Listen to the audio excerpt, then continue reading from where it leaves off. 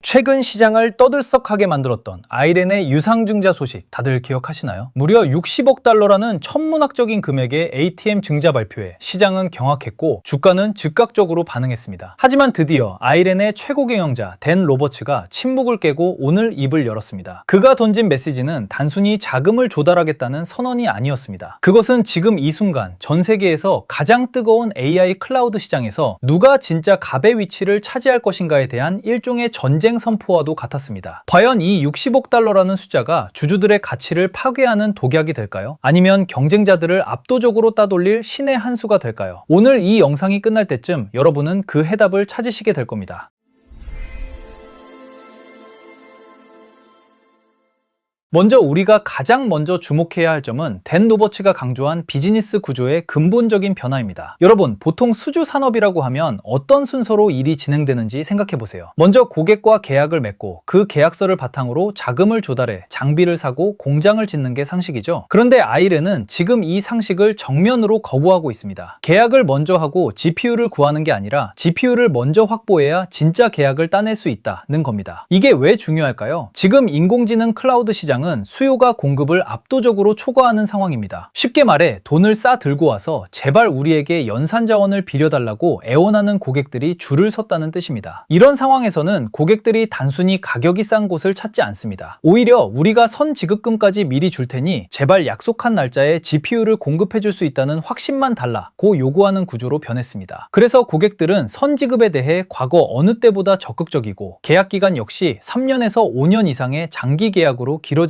추세입니다. 하지만 여기에는 아주 엄격한 전제가 붙습니다. 바로 GPU 배포 일정에 대한 확신과 프로젝트 실행 능력에 대한 확신입니다. 아이렌은 바로 이 지점에서 승부수를 던졌습니다. 먼저 5만 개 규모의 엔비디아 B300 블랙웰 GPU를 선주문해버린 것이죠. 우리는 이미 이만큼의 물량을 확보했고 이런 타임라인으로 램프업할 수 있다는 확실한 스케줄을 손에 쥐고 고객을 만나겠다는 전략입니다. 실제로 아이렌은 이번 딜을 통해 총 GPU 플릿을 15만 개 수준까지 끌어올릴 계획이며 2026년 하반기부터 단계적으로 배치하겠다고 공언했습니다. 이것은 협상력의 완벽한 전환을 의미합니다. 지금 시장의 수많은 사업자는 계약을 먼저 따내고 나서 GPU와 전력, 데이터 센터를 맞추려다 보니 제때 공급을 못하고 약속을 어기는 경우가 속출하고 있습니다. 로버츠의 표현을 빌리자면 모두가 특정 날짜의 용량을 약속하지만 실제로는 하나씩 실패하는 상황인 것이죠. 이런 혼돈 속에서 우리는 이미 5만 개의 GPU를 확보했으니 이 날짜에 정확히 넣어줄 수 있다라고 말하는 회사만이 엄청난 프리미엄을 받게 됩니다. 결국 캐파가 확정된 공급자만이 가장 좋은 조건을 제시하는 탑티어 인공지능 고객을 골라받을 수 있는 위치로 올라가게 되는 것입니다. 이건 단순히 공격적인 투자가 아니라 게임의 룰이 공급자 우위로 변했음을 정확히 꿰뚫고 활용하는 고도의 전략적 플레이라고 볼 수 있습니다. 자, 이제 여러분이 가장 우려하시는 60억 달러 규모의 ATM, 즉 시장가 발행 방식의 유상증자에 대해 아주 깊숙이 파헤쳐 보겠습니다. 시장에서는 60억 달러어치 주식을 무조건 찍어낼 것이고 이는 극단적인 주주가치 희석이다 라고 공포에 떨고 있죠. 하지만 로버츠가 강조하는 포인트는 완전히 다른 방향을 가리키고 있습니다. 우선 우리는 ATM의 본질을 이해해야 합니다. 60억 달러라는 숫자는 찍어내야 할 확정된 계획이 아니라 우리가 사용할 수 있는 파이프라인의 한도, 즉 캐퍼시티를 의미합니다. 로버츠는 설령 이 숫자를 1000억 달러로 설정해도 원리는 같다고 말합니다. 즉 이 숫자를 예정된 증자 규모로 볼 것이 아니라 기업이 가질 수 있는 최대치의 옵션으로 봐야 한다는 것이죠. 아이렌은 이미 지난 8달 동안 약 93억 달러 규모의 자금을 성공적으로 조달해 왔습니다. 이 과정에서 기존에 가지고 있던 10억 달러 규모의 ATM 한도를 모두 소진했고 이를 60억 달러로 갈아치운 것입니다. 여기서 우리가 생각해야 할 점은 재무적 유연성과 규율입니다. 아이렌은 이 도구를 통해 필요할 때마다 시장 상황을 모니터링하며 주가가 좋을 때 조금씩 발행하거나 혹은 채권이나 장기 리스, 고객 선지급금 같은 다른 자금 조달 수단과 적절히 섞어서 사용할 수 있는 선택권을 열어둔 것입니다. 이게 왜 긴급자금이 아니라 재무 규율을 위한 도구일까요? 아이렌의 자본 지출 계획을 보면 2026년 하반기까지 GPU와 서버, 네트워크 장비 등에 약 35억 달러 수준의 자금이 필요할 것으로 추정됩니다. 이 자금을 충당하는 방법은 다양합니다. 이미 확보한 93억 달러의 금융자산, 고객으로부터 받을 선지급금, 그리고 장기 계약 수익 등이 있죠. 투자자의 관점에서 다시 한번 생각해보죠. 60억 달러 ATM이 단순한 공포의 대상인가요? 아니면 5만 개의 세대의 GPU 선주문과 결합하여 우리는 압도적인 성장에 베팅하겠다는 경영진의 강력한 의지 표명인가요? 만약 이 자금이 단순한 운영비로 사라지는 것이 아니라 확실한 수익을 보장하는 자산으로 전환된다면 이 희석은 성장에 연동된 건강한 희석이라고 볼 수도 있을 것입니다. 그 다음으로 우리가 짚고 넘어가야 할 문제는 바로 세대 전환 리스크입니다. 여러분도 아시다시피 엔비디아의 GPU 주기는 눈이 어지러울 정도로 빠릅니다. 새로운 모델이 나올 때마다 기존 장비가 구식 모델이 되어버리지는 않을까 걱정하는 것이 인프라 기업들의 공통된 고민이죠. 로버츠 역시 새로운 GPU 세대에 너무 일찍 그리고 과도하게 커밋하는 것을 경계한다고 밝혔습니다. 최근 몇 년간의 GPU 전환 과정을 보면 재미있는 패턴이 하나 있습니다. 새로운 아키텍처가 발표되면 초기 주문이 폭발적으로 늘어나지만 실제 배송 스케줄은 계속해서 뒤로 밀리고 나죠. 현재 블랙웰에 대한 수요는 매우 강력합니다. 아이렌은 이번에 B305만 개를 추가하면서 블랙웰 사이클에 아주 강력하게 올라타기로 결정했습니다. 그런데 여기서 과도한 커밋을 경계한다는 말은 무슨 뜻일까요? 그것은 바로 엔비디아의 로드맵에 모든 것을 올인하지 않겠다는 뜻입니다. 신세대가 발표되었다고 해서 전체 자본 지출을 한꺼번에 쏟아부으면 만약 배송이 지연될 경우 전체 비즈니스 플랜이 꼬여버리게 됩니다. 그래서 아이렌은 영미한 전략을 취합니다. 이미 가동 중인 9세대 GPU와 현재 도입 중인 세대 그리고 다음 세대인 블랙웰 주문을 시차를 두고 겹겹이 쌓아 올리는 구조를 택한 것이죠. 또한 로버츠는 GPU의 수명이 생각보다 길어지고 있다는 점을 언급했습니다. 과거에는 2년에서 3년만 쓰면 버려야 한다고 생각했지만 이제는 5년 이상 현역으로 충분히 활용할 수 있는 그림을 그리고 있습니다. 이렇게 되면 완전히 새로운 공장을 매번 지을 필요가 없어집니다. 기존의 전력 인프라와 건물, 냉각 시스템은 그대로 유지하면서 내부의 장비만 갈아 끼우는 설계가 가능해지기 때문입니다. 즉 아이렌의 전략은 블랙웰의 파도를 강력하게 타되 그 다음 세대가 나오더라도 시설 전체를 갈아엎지 않고 모듈만 바꿔가며 시장을 선도하는 구조를 지향하고 있는 것입니다. 마지막으로 아이렌의 가장 강력한 무기이자 핵심 자산인 데이터 센터 자본 지출 구조, 특히 파워드 쉘에 대해 이야기해 보겠습니다. 여러분, 데이터 센터를 짓는데 메가와트당 무려 1,500만 달러라는 거액이 들어간다는 사실을 알고 계셨나요? 댄 로버츠가 이 구체적인 수치를 예로 든 이유는 우리가 어디에 돈을 집중적으로 투자하고 있는지 그리고 그 투자가 얼마나 지속 가능한지를 설명하기 위해서입니다. 이 1,500만 달러의 구축비를 쪼개보면 아주 흥미로운 사실이 드러납니다. 전체 비용의 약 3분의 2가 바로 파워드 쉘에 투입됩니다. 그리고 나머지 3분의 1만이 서버나 렉, 냉각 장치, 네트워크 같은 내부 장비에 들어가죠. 여기서 말하는 파워드 쉘이란 무엇일까요? 토지, 변전소, 송전망, 그리고 기본적인 전력 인프라와 건물 전체를 포함하는 개념입니다. 이 구조가 왜 중요할까요? 파워드 쉘은 GPU의 세대 교체와 거의 무관하기 때문입니다. 엔비디아가 블랙웰을 내놓든 그 다음 세대를 내놓든 간에 땅과 변전소, 송전망은 변하지 않습니다. 설령 렉의 밀도가 높아지고 냉각 방식이 달라져도 기본적인 전력 용량과 물리적인 공간은 그대로 유지됩니다. 한마디로 건물은 그대로 두고 내부 인테리어와 가전제품만 바꾸는 리모델링 방식과 똑같습니다. 로버츠가 이미 거대한 자산 기반을 구축했다고 자신있게 말하는 근거가 바로 여기에 있습니다. 이 파워드 쉘들은 인공지능 인프라 시대의 땅과 건물 지분에 해당합니다. 아이렌은 이미 북미 전역에 약 3기가와트 수준의 압도적인 토지와 전력을 확보했고 이미 운영 중인 데이터 센터 규모만 800메가와트에 달합니다. 놀라운 점은 이 자산들이 과거 비트코인 채굴 용도에서 지금의 인공지능 GPU 클라우드 용도로 그대로 전환이 가능하다는 사실입니다. 결국 아이렌이 유상증자와 ATM 그리고 부채와 선지급금을 통해 모으는 자금은 단순히 소모되는 비용이 아닙니다. 그것은 파워드 쉘이라는 반영구적인 자산을 확보하고 그 위에 최신형 GPU를 얹어 수익을 극대화하는 레버리지 전략의 핵심입니다. 이번에 조달하는 자본은 단기적으로는 블랙웰 GPU와 인공지능 렉을 채우기 위한 비용이지만 장기적으로는 인공지능 팩토리라는 새로운 형태의 부동산 자산을 키우는 초기 자본금이 되는 셈입니다. 주주 입장에서 희석은 뼈아픈 일이지만 그 희석의 결과물이 반복해서 사용 가능한 강력한 인프라 지분으로 남는다면 이는 장기적으로 충분히 가치 있는 트레이드오프가 될 수 있습니다. 정리해 보겠습니다. 오늘 우리가 살펴본 아이렌의 행보는 단순히 무리한 증자와 확장을 넘어선 아주 정교한 설계의 결과물입니다. 지금은 돈이 있다고 해서 모든 것이 해결되는 시장이 아닙니다. 오히려 전력과 GPU를 먼저 선점한 자가 가장 우량한 고객과 가장 높은 가격을 결정하는 공급자 우리의 시장이죠. 아이렌은 5만 개의 블랙웰 GPU를 선주문하며 기차가 출발하기 전에 레일을 먼저 까는 쪽에 모든 것을 걸었습니다. 이들의 베팅은 세 가지 축으로 이루어져 있습니다. 첫째는 타이밍입니다. 남들이 계약서를 들고 GPU를 구하러 다닐 때 이미 물량을 확보해두고 고객을 골라받겠다는 타이밍의 베팅입니다. 둘째는 실행력입니다. 이미 800메가와트급의 센터를 운영해본 경험과 3기가와트 기가와트의 파이프라인은 고객들에게 이 회사는 약속한 날짜에 진짜로 GPU를 돌려줄 수 있다는 강력한 신뢰를 줍니다. 마지막 셋째는 자산 레버리지입니다. 파워드쉘 중심의 투자를 통해 GPU 세대가 바뀌어도 살아남는 영속적인 인프라 기업으로 거듭나겠다는 전략입니다. 결국 이번 60억 달러 ATM과 대규모 선주문은 아이렌이 단순한 채굴 기업을 넘어 글로벌 인공지능 인프라의 핵심 플레이어로 도약하겠다는 선언입니다. 물론 이 과정에서 발생하는 주식 희석과 세대 전환의 리스크는 우리가 계속해서 감시해야 할 대목이겠죠. 하지만 이들이 구축하고 있는 인공지능 팩토리의 비전이 현실화된다면 지금의 이 과감한 결단은 훗날 엄청난 격차를 만든 결정적 신의 한 수로 기억될지도 모릅니다. 여러분은 오늘 이 데이터 속에서 어떤 미래를 보셨나요? 제가 공유해드린 저만의 관점과 철학이 여러분의 투자 지도에 작은 참고가 되길 바랍니다. 지금까지 나스닥큐였습니다. 감사합니다.